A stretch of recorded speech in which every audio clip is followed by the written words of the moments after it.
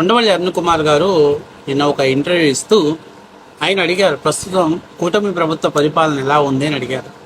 అడిగితే ఆయన చెప్పారు, నా మేధస్సు ప్రకారం గత ప్రభుత్వ పరిపాలనని కంపేర్ చేసుకున్నాను కాబట్టి ఎలాంటి రిమార్క్ లేదు అని చెప్పాడు. అది వాస్తవ విషయం.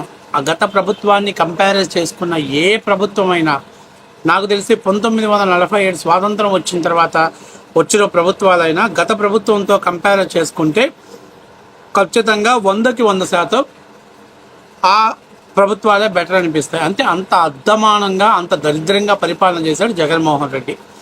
అసలు ఉండవల్లి అరుణ్ కుమార్ స్వతహాగానే వైఎస్ఆర్సీపీ పార్టీకి, జగన్కి అనుకూలంగా ఉండేటువంటి వ్యక్తి. ఎందుకంటే అడపదడప ఎక్కడో చోట మెసేజ్ పెట్టాడు, ఏంటి పథకాలు వేయటం ద్వారా పేదవాళ్ళు కూడా ధనవంతులు అయిపోయారు అని చెప్పేసినటువంటి ఒక థంబ్నెయిల్స్ కూడా క్రియేట్ చేసి దాని గురించి మాట్లాడుతున్నారు. వాస్తవానికి ఇప్పుడు ఆ ఇంటర్వ్యూలో జగన్మోహన్ రెడ్డి గారి పరిపాలనతో కూటమి ప్రభుత్వాన్ని కంపేర్ చేసుకునే పరిస్థితిలో చేస్తే ఖచ్చితంగా దాని మైనస్సే ఎక్కువ ఉంటుందనేది ఉండవల్లి అరుణ్ కుమార్ గారికి తెలుసు. ఎందుకంటే ఉండవల్లి అరుణ్ కుమార్ అనేటువంటి వ్యక్తి ఒక స్వయం ప్రకటిత మేధావి కాబట్టి. ఉదాహరణ చెప్దాం, మద్యం గురించి మాట్లాడితే గత ప్రభుత్వంలో అంతకుముందు 2014 ముందు ఉండవల్లి అరుణ్ కుమార్ గారు ఈ మద్యం రేట్ ఎంతో తెలుసా, దీని తయారీ ఎంతో తెలుసా, దీన్ని ఎంతకి రాష్ట్ర ప్రభుత్వం అమ్ముతుందో తెలుసా, దీని మీద రాష్ట్ర ప్రభుత్వం ఎంత ఆదాయం తీసుకుంటుందో తెలుసా అని చెప్పి ఆ రోజుల్లో మాట్లాడినటువంటి వీడియో చాలా పెద్ద వైరల్ అయిపోయింది. దాన్ని బేస్ చేసిన తర్వాత జగన్, నేను అధికారంలోకి వస్తే సంపూర్ణ మద్యపానాన్ని అమలు చేస్తానన్నాడు. తర్వాత మాట మార్చి దశల వారీగా మద్యపాన నిషేధం చేస్తానన్నాడు. తీరా జగన్మోహన్ రెడ్డి అధికారంలోకి వచ్చే రియాలిటీ ఏంటయ్యానంటే ఎక్కడో పిచ్చి బ్రాండ్లను తీసుకొచ్చి మార్కెట్లో ప్రవేశపెట్టాడు. గతంలో ఏ బ్రాండ్ ఎక్కడ తయారవుతుంది, దాని నాణ్యతా ప్రమాణం ఏంటి, దాని తయారీదారుడు ఎవరు అనేటువంటి వివరాలు అయితే క్లియర్గా ఉండేవి. కానీ జగన్మోహన్ రెడ్డి వచ్చిన తర్వాత అసలు ఆ బ్రాండ్ ఎవరు తయారు చేస్తున్నాడు, దానిలో నాణ్యతా ప్రమాణాలు ఏంటి, దాని ఉత్పత్తి వ్యయం ఎంత అనేటువంటి వివరాలు ఎక్కడా కూడా ఎవరికి కూడా తెలియకుండా ఉండేది. సో గత ప్రభుత్వంలో ఆదాయం ఎంతో, కొనిందెంతో ఆదాయం ఎంతో తెలిసేది. కానీ జగన్ ప్రభుత్వంలో కొనుగోలు ఎంతో తెలియదు, ఆదాయం ఎంతో తెలియదు, ఆ ఆదాయం ఎక్కడికి వస్తుందో తెలియదు, రాష్ట్ర ప్రభుత్వానికి వస్తుందా, లేకపోతే జగన్మోహన్ రెడ్డికి వస్తుందా, లేదా తయారు చేసినటువంటి డిస్టరీకి వెళ్తుందా అనేటువంటి తెలియని పరిస్థితి. అంటే ప్రజలే ఇప్పుడు ఉండవల్లి అరుణ్ కుమార్ గారిని ఆ విషయాన్ని ఎత్తితే ఖచ్చితంగా ప్రజలు మళ్ళీ ఇది ప్రస్తావిస్తారు. తద్వారా జగన్ మైలేజ్ దెబ్బతింటుంది. అందుకని చెప్పేసి మనోడు నా ఆలోచన ప్రకారం కూటమి ప్రభుత్వంకి ఎలాంటి రిమార్క్ లేదని చెప్పాడు. లేదు, ఇన్ఫ్రాస్ట్రక్చర్ గురించి మాట్లాడితే గత 5 ఏళ్లలో జగన్మోహన్ రెడ్డి వచ్చిన తర్వాత రోడ్లు చాలా అధ్వానంగా ఉన్నాయి. మోకాళ్ళ లోతులు గుంతల్లో ఉండిపోయాయి. పెద్ద పెద్ద రోడ్లలోనే ఏదైతే స్టేట్ ఆర్గనైజ్ చేస్తున్నటువంటి రోడ్లన్నీ కూడా పూర్తి స్థాయిలో దెబ్బతగిలిపోతే కనీసం వాటి మరమ్మతుల కోసం డబ్బులు కూడా కేటాయించిన పరిస్థితి ఏర్పడుతుంది. కానీ ఈరోజు కూటమి ప్రభుత్వం వచ్చిన 6 నెలల్లో రాష్ట్ర వ్యాప్తంగా పెద్ద ఎత్తున మరమ్మతులు నిర్వహించడం, రోడ్లని రిపేర్ చేయాలనేటువంటి ఒక టార్గెట్ కేటాయించడం, బడ్జెట్లో కూడా దానికి పెద్ద ఎత్తున ఫండింగ్ కేటాయిస్తుంది. తద్వారా ఇన్ఫ్రాస్ట్రక్చర్ రంగంలో కీలక పాత్ర పోషిస్తున్నారు.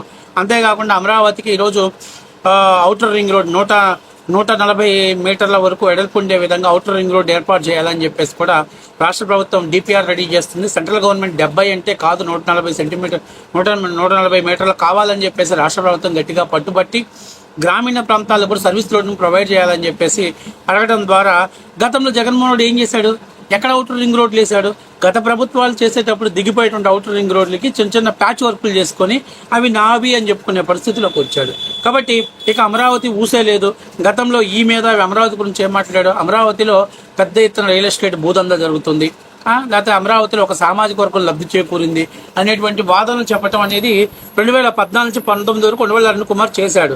కానీ 2019లో దాన్ని బేస్ చేసి జగన్మోహన్ రెడ్డి ఇక్కడ అమరావతిని మేము బాగా డెవలప్మెంట్ చేస్తాం, నేను ఇక్కడే ఇల్లు కట్టుకున్నా, రేపు రానున్న రోజుల్లో ఇంకా అవసరమైతే 10,000 కోట్లతోటి అమరావతిని అభివృద్ధి చేస్తామని చెప్పాడు. కానీ అధికారంలోకి వచ్చాక ఏం చేశాడు, అమరావతికి వద్దు, ఇక్కడ నిర్మాణానికి అనువైన ప్రాంతం కాదు, మేము 3 రాజధానులు ఏర్పాటు చేస్తాం, 3 ప్రాంతాలు అభివృద్ధి చెందాలని చెప్పేసి 5 ఏళ్ళు అమరావతి ఉద్యమాన్ని తెరపై ఇన్ఫ్రాస్ట్రక్చర్ దెబ్బతినింది, రియల్ ఎస్టేట్ దెబ్బతినింది, ఫలితంగా ఆంధ్రప్రదేశ్ ఎకనామిక్ దెబ్బతినింది. ఈరోజు పోల్చుకుంటే కాస్తో కూస్తో గత ప్రభుత్వంతో పోల్చుకుంటే, ఎందుకంటే అతను చేసిన డ్యామేజ్తో పోల్చుకున్నప్పుడు దాన్ని రిపేర్ చేసే పనిలో రాష్ట్ర ప్రభుత్వం ఉంది. కాబట్టి ఈరోజు అమరావతికి రైల్ కమ్ రోడ్ కమ్ కనెక్టివిటీస్ని ఏర్పాటు చేస్తున్నా కూడా ప్రజల్లో ఎక్కడో తెలియనటువంటి, ఇన్వెస్టర్దారులు ఎక్కడో తెలియనటువంటి బాధ. మళ్ళీ జగన్ వస్తే ఏంటి, మళ్ళీ మొదలకు వస్తుందా ఇది అనేటువంటి బాధ ఉంటుంది. కాబట్టి దాన్ని దృష్టిలో పెట్టుకొని కూడా రాష్ట్ర ప్రభుత్వం నడుదట్టమైన భద్రత ఏర్పాటు చేసుకోవాలి. ఇప్పుడు జగన్మోహన్ రెడ్డి గారికి అనుకూలంగా కానీ మళ్ళీ ఆయన మాట్లాడారు అనుకోండి, గత 5 ఏళ్ళు రాజధాని రాష్ట్రాన్ని తయారు చేసినట్టు ఖచ్చితంగా ప్రజలు ఐడెంటిఫై చేస్తారు. కాబట్టి అందుకని ఉండవల్లి అరుణ్ కుమార్ దాని నుంచి ఎస్కేప్ అయిపోయి. ఇవే కాదు, ఇంకా చాలా తప్పిదాలు ఉన్నాయి.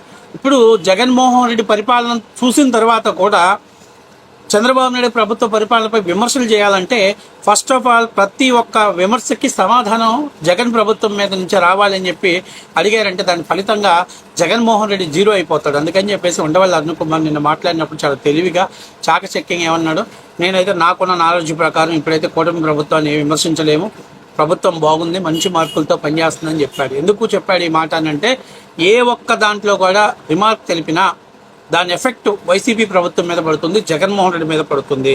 ఉండవల్లి అరుణ్ కుమార్ కూటమి ప్రభుత్వానికి మంచి చేస్తున్నట్టు నటిస్తూ జగన్ మైలేజ్ కోసం, జగన్ పొలిటికల్ గ్రాఫ్ పెరుగుదల కోసం పనిచేస్తాడు అనేది 100కి 100% నిజం. ఆయన మొన్న రామోజీరావు కేసు విషయంలో ఇంత రాద్ధాంతం చేసిన తర్వాత కూడా కోర్టు రామోజీరావు గారి పారదర్శి మీద ఎటువంటి కేసులు ఫైల్ చేయకపోయినా, లేదు కేసులు ఫైల్ చేశాయి, వాళ్ళ ఆస్తులు జప్తు చేస్తున్నారు, వాళ్ళ మీద ఈ లీగల్గా చర్యలు తీసుకుంటున్నారు అని చెప్పేసి ఇట్లాంటి సుత్తి కాంట్రవర్సీని ప్రజల్లో తీసుకెళ్ళేది ఎందుకంటే జగన్మోహన్ రెడ్డిని రాజకీయంగా లబ్ధి పొందడం కోసం. జగన్ రాజకీయ లబ్ధినే అంతిమంగా ఉండవల్లి అరుణ్ కుమార్ లక్ష్యం. మరి అది పేమెంట్ ద్వారా నడుస్తుందా లేకపోతే ఇంకే కారణాల వల్ల ఇస్తున్నారు? ఎందుకంటే గతంలో ఏదైతే సుబ్బారెడ్డి గారి మీద ఆరోపణలు వచ్చినప్పుడు సుబ్బారెడ్డి గారు సతీమణి గారి గురించి ఆయన మాట్లాడటం, సుబ్బారెడ్డి స్వచ్ఛమైనటువంటి బ్రాహ్మణుడు అని చెప్పేసి ఆయన ఇవన్నీ ఏంటి, జగన్ ఇబ్బందికరమైన పరిస్థితుల్లో ప్రతిసారి ఉండవల్లి అరుణ్ కుమార్ జగన్ రక్షణ కోసం పాటుపడుతున్నాడు. అలాంటి ఉండవల్లి అరుణ్ కుమార్ ఈ సంవత్సరం కూటమి ప్రభుత్వ పరిపాలన చూసిన తర్వాత ఎటువంటి రిమార్క్ లేదు, పెద్దగా మనం విమర్శించాల్సిన పని లేదు, ప్రభుత్వం బాగానే పనిచేస్తుంది. ఎందుకంటే కోడిగుడ్డు మీద ఈకలు బీకటానికి ప్రయత్నించేటువంటి ఇలాంటి ఉండవల్లి అరుణ్ కుమార్ కూడా 100కి 100% రైట్, ఆంధ్రప్రదేశ్లో ప్రభుత్వం పనితీరు బాగుందని చెప్తున్నాడంటే ఖచ్చితంగా రాష్ట్ర ఆర్థిక వ్యవస్థని రాష్ట్ర అభివృద్ధిలోకి గాలిలో పెట్టడానికి కూటమి ప్రభుత్వం ప్రయత్నిస్తున్నది అనేది 100కి 100% నిజం. అయితే ఇంకా ఇప్పుడు కొంతమంది వైసీపీ పేటీఎం గాళ్ళు, వైసీపీ సోషల్ మీడియా నాయకులు ఇంకా వాళ్ళకి సిగ్గు రాలేదు. వాళ్ళు ఎంతసేపు ఉన్నా ఇంకా ఏదో మాట్లాడాలి, కొండను దోపి ఎలికను పట్టేటువంటి ప్రయత్నం చేస్తున్నారు.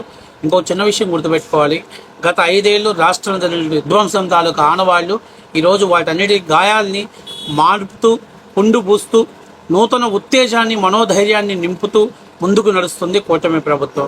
అందులో చంద్రబాబు నాయుడు గారికి ఖచ్చితంగా ఆయన ఆయుష్ ఇంకా మరింత పెరగాలి. ఎందుకంటే రాష్ట్రానికి రాజధాని ఏర్పాటు చేయాలి. ఈరోజు డిపిఆర్ కూడా ఆమోదం చేశారు ఔటర్ రింగ్ రోడ్డుకి, అమరావతికి దాదాపుగా 16,000 కోట్ల రూపాయలతోటి ఔటర్ రింగ్ రోడ్ నిర్మాణానికి అలైన్మెంట్ కూడా వచ్చింది. ఆ విధంగా అన్ని విధాలుగా ముందుకెళ్ళాలి. ప్రపంచ పటంలో అమరావతిని ఇమ్యూనైజ్ చేయాల్సినటువంటి బాధ్యత అటు రాష్ట్ర ప్రభుత్వాల మీద, అటు కేంద్ర ప్రభుత్వం మీద ఉంది. జగన్మోహన్ రెడ్డి కూడా అమరావతి మీద ఉన్నటువంటి ఒపీనియన్ మార్చుకోవాలి. ఇట్లాగే అరుణ్ కుమార్ లాంటి వాడు, వైఎన్ఆర్ లాంటి వాడు, సాయి లాంటి వాడు, వీళ్ళు కూడా ఈ మధ్య సాయి కూడా పాపం పేమెంట్ పడలేదట్టుకుంది. పాపం జగన్మోహన్ రెడ్డికి యాంటీగా మాట్లాడుతున్నాడు. ఏదైతే అమరావతి విషయం కావచ్చు, లేకపోతే ఆయన ఉగాది సెలబ్రేషన్ చేసుకోకపోవటం పైన కూడా సాయి మాట్లాడుతున్నాడు. మొత్తం పేమెంట్ చార్జెస్ చేసే బ్యాచ్ మీరు కూడా అర్థం చేసుకోవాలి. ఈ రాష్ట్ర భవిష్యత్తు ముఖ్యం. ఈ రాష్ట్రాన్ని అభివృద్ధి చేసుకోవాల్సిన బాధ్యత మన అందరి పైన ఉంది. ముఖ్యంగా ఉండవల్లి లాంటి స్వయం ప్రకటన మీద 2014 నుంచి 19 చేస్తున్న తప్పులు దయచేసి ఈ రాష్ట్ర భవిష్యత్తు కోసం, ఈ బిడ్డల భవిష్యత్తు కోసం మీరు చేయకూడదు. నిజాలను నిర్భయంగా మాట్లాడాలి. జగన్ లాంటి వ్యక్తి రాష్ట్ర అభివృద్ధికి నిరోధకం లాంటి వాడు కాబట్టి దాన్ని కట్టడి చేయాల్సిన బాధ్యత మీరు అందరూ కూడా తీసుకోవాలని మనస్ఫూర్తిగా కోరుకుంటున్నాను.